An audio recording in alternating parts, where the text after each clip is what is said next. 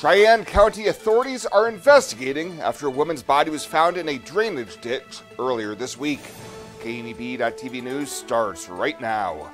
From your trusted source for news in western Nebraska and eastern Wyoming, this is KNEB.TV News.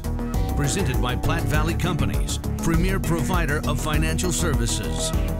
Hello, I'm Ryan Murphy. This is KNEB.TV News powered by Platte Valley Companies. Thanks for joining me. And our top story, authorities in Cheyenne County are investigating after the body of a woman was found in a drainage ditch in Sidney. Around 8 p.m. Tuesday, officers from the Sidney Police Department and deputies from the Cheyenne County Sheriff's Office were dispatched to the scene near 7th Ave and Maple Street. They confirmed the body was 24-year-old Matea Schurman, a 2019 Sidney High School graduate who now lives in Indiana.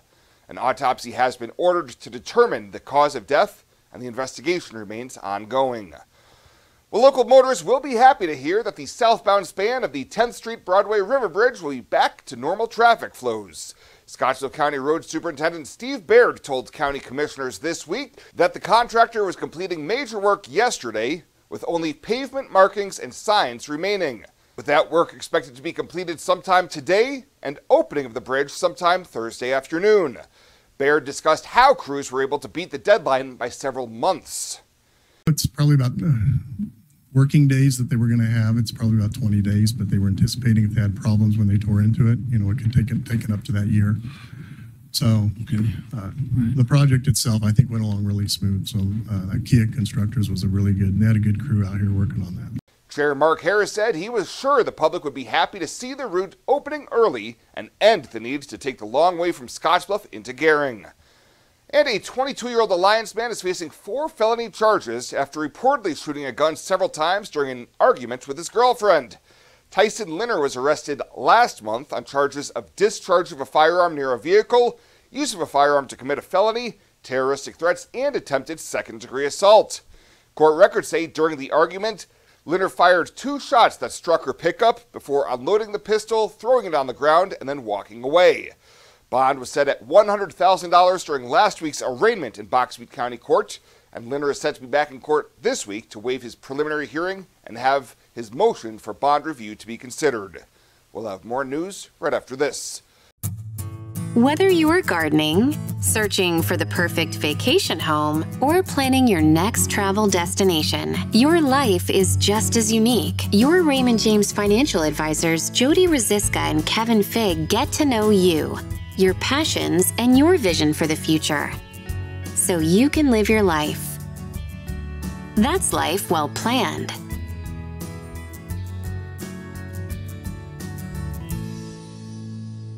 The summer heat will be here soon, but our hot summer savings sale is on now. Get $1,200 off every door and $800 off every window. Plus enjoy no money down, no payments, and no interest for 12 months. Get an extra 5% off your entire project if purchased on initial consultation. Hurry, this exclusive offer won't last long. Now is the perfect time to upgrade your windows and doors, so grab these hot savings while you can. Call today or visit rbawyoming.com to book your free estimate.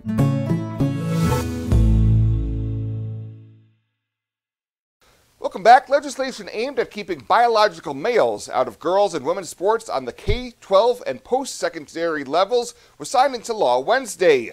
Flanked by bill sponsor Senator Kathleen Callith of Omaha, several other lawmakers, proponents, and advocates, including Riley Gaines, Governor Jim Pillen, signed LB 89, the Stand With Women Act. Gaines told those at the news conference that the fight to codify sex-based teams to protect women's sports and spaces is important. This is not what I wanted for myself. Shocker, right? Who could want this for themselves? Who could ever expect this, prepare for this, or plan for this? But nonetheless, it's a fight that I'm incredibly proud to be a part of. I don't think there's truthfully a more worthy cause than to be here in Lincoln today with you guys, watching as Nebraska becomes the 28th state to protect women's sports. Pillen hammered home the importance of the new law, saying it's a big deal for Nebraska values, and it's time to get comfortable with being uncomfortable discussing issues that are important. Senator Callith thanked a long list of supporters, saying the fight isn't over and she'll be back on with a bill aimed at protecting women and girls' locker rooms and restrooms. And the Nebraska Game and Parks Commission's Northwest District office in Alliance will operate out of a new location starting June 16th. The office, currently at 299 Husker Road, will move into a strip mall at 1317 West 3rd Street. Hours of operation and the office's phone number will remain the same. The temporary move allows Game and Parks to build a new service center with a biological laboratory at the Husker Road site. The old building's infrastructure was significantly failing, and construction is expected to take 1 year.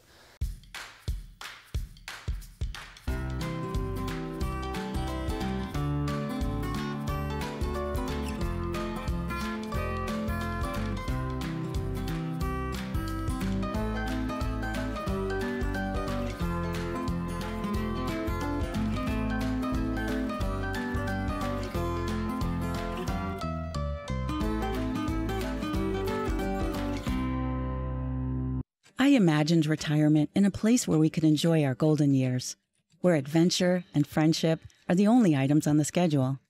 The Garden Homes at Northfield gives us the luxury we planned for and peace of mind when it comes to convenience, safety, and comfort. We never have to stop and think about the day-to-day upkeep. We love to explore abroad, but most importantly in our backyard. So much to do, so much to see. Here at Northfield, we get the protection of life care, incredible tax benefits, and secured rates for aging services. It's peaceful, knowing that if our needs change, we'll be taken care of. And most importantly, that our kids will never have to make any tough decisions. There never seemed to be enough time to do all the things we wanted. Now we get to focus our energy on enjoying what this community has to offer. At the Garden Homes, life is ours again. A place we had dreamed about. A chance to focus on us.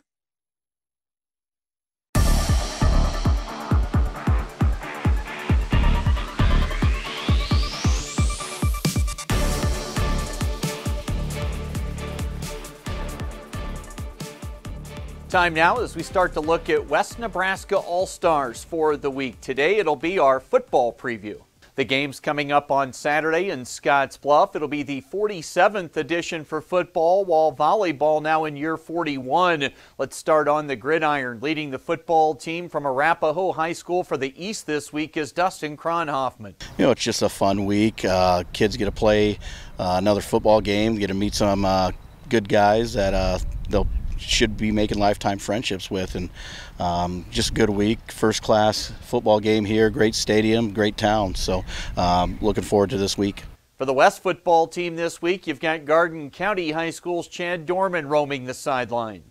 Been here 4 times now as a coach. I played back in '93, and that's something I've always remembered, and just awesome every time I come here.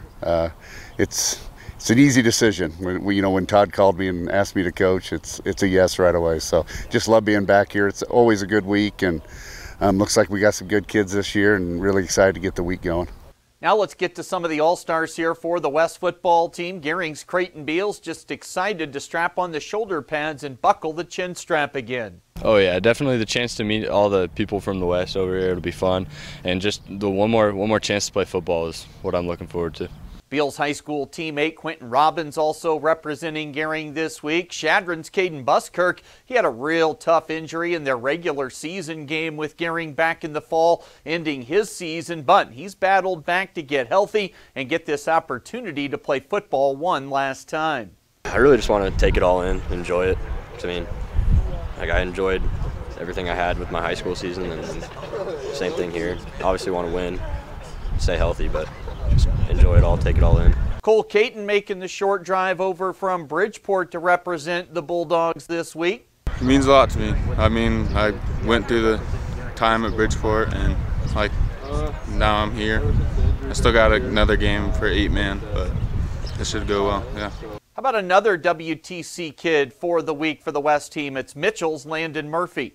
It's pretty good. Like Dez, it's good to play with Dez again. I was super excited about that. And then just some of the guys like Sydney games, it was like really chippy games, but now I think we're all just getting along. It's going to be great. So. And finishing up for the West team, we'll check in with some home teams. Scottsbluff Bearcats playing one final time at Bearcat Stadium. Scottsbluff head coach Judd Hall in the past has called linebacker Jet Webb one of the best he's seen come through Scottsbluff High. I wasn't really sure what was going to happen next year, but it's just good to get out there on the field just one more time, play with Dez, play with my buddies and stuff. It just feels great to be back here where I had so many memories and put up a lot of stats and stuff, and man, it was just a blast, and I'm glad to get to do it again. Another Bearcat is Ryan Hinman, who says it'll be very meaningful playing on his home field one final time. Being a Scottsbluff football player, he says, was a special thing. I never actually thought about it up until, the end of the Elko North game. But looking back on it, I learned a lot. Even off the field. Not only on the field, I just learned a lot off the field and how to be a better person every day. Those coaches, they're really good coaches. They have a big impact on your life. The West football team will be looking to snap a 6-game losing streak in this series. Kickoff is set for 11 a.m. on Saturday morning. Again, that'll be at Bearcat Stadium. That is the latest from right here at the Sports Desk today. I'm Chris Cottrell. When it comes to your health, you deserve the very best. At Morrill County Community Hospital, they provide top-notch care with compassion and expertise.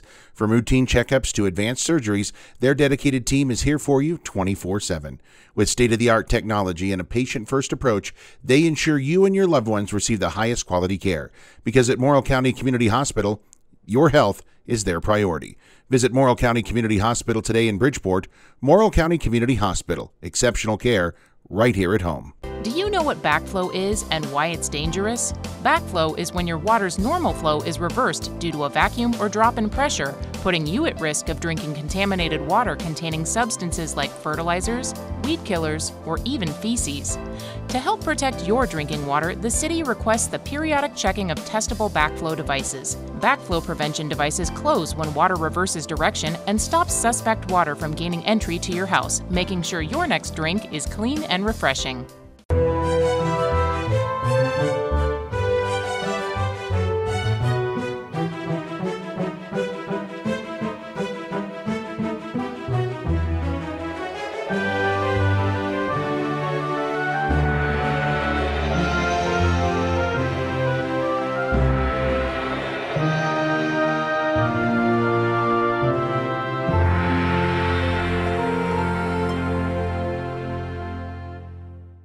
Let's take a look at your community calendar, brought to you by Riverstone Bank.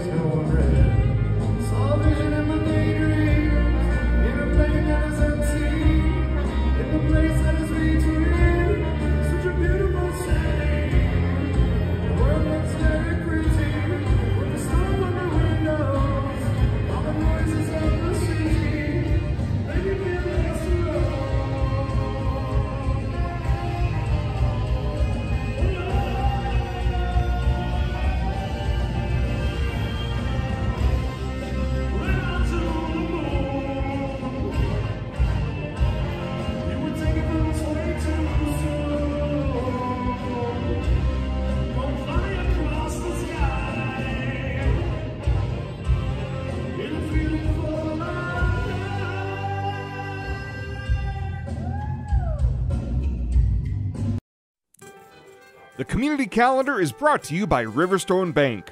We're local and we love our community.